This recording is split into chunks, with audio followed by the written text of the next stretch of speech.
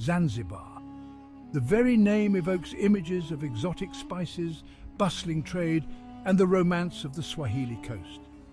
In the late 19th century, this archipelago off the coast of East Africa was a place of vibrant culture, a melting pot of Arab, African, and Indian influences.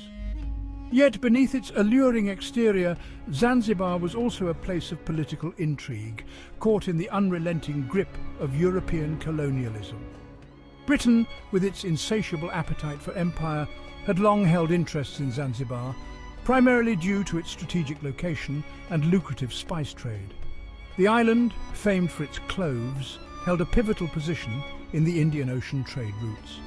This made it a desirable prize for European powers vying for control of the region. The Sultanate of Zanzibar, nominally independent, found itself increasingly beholden to British influence. Treaties and agreements chipped away at its autonomy, gradually drawing the island into Britain's ever-expanding sphere of control. This delicate balance of power, however, was about to be shattered. The death of a pro-British Sultan in 1896 set the stage for a conflict that would be as brief as it was decisive. The death of Sultan Hamad bin Thuwaini in 1896 sent shockwaves through Zanzibar.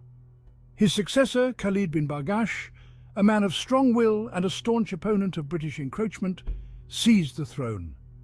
This act of defiance, a direct violation of a treaty requiring British approval for succession, was met with immediate disapproval from London. The British consul, Basil Cave, demanded that Khalid relinquish his claim, an ultimatum the newly crowned Sultan flatly refused. Tensions escalated rapidly.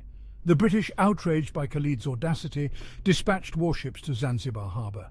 The presence of these iron behemoths, bristling with cannons, cast a long shadow over the Sultan's palace.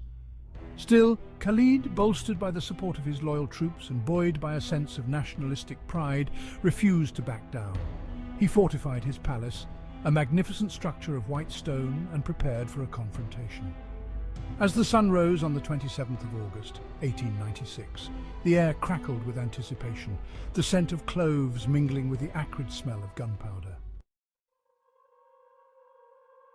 At precisely 9 o'clock in the morning, the first shot rang out, a deafening roar that shattered the morning calm. Thus began the Anglo-zanzibar War, the shortest conflict in recorded history. The British warships, their guns trained on the Sultan's palace, unleashed a furious barrage. Shells tore through the air, pulverizing the palace's defences and setting its wooden structures ablaze. On land, a small contingent of British Marines and sailors clashed with the Sultan's forces. Outnumbered but far better equipped, the British troops made short work of their adversaries. The Sultan's artillery, hopelessly outmatched by British firepower, fell silent. Within minutes, the palace, once a symbol of Zanzibari pride, was reduced to a smouldering ruin. Khalid, realizing the futility of further resistance, fled to the German consulate seeking asylum. The fighting ceased as abruptly as it had begun, the echoes of gunfire fading into the midday heat. The Anglo-Zanzibar War was over. In just 45 minutes, the Sultanate of Zanzibar, once a powerful trading empire, had been brought to its knees.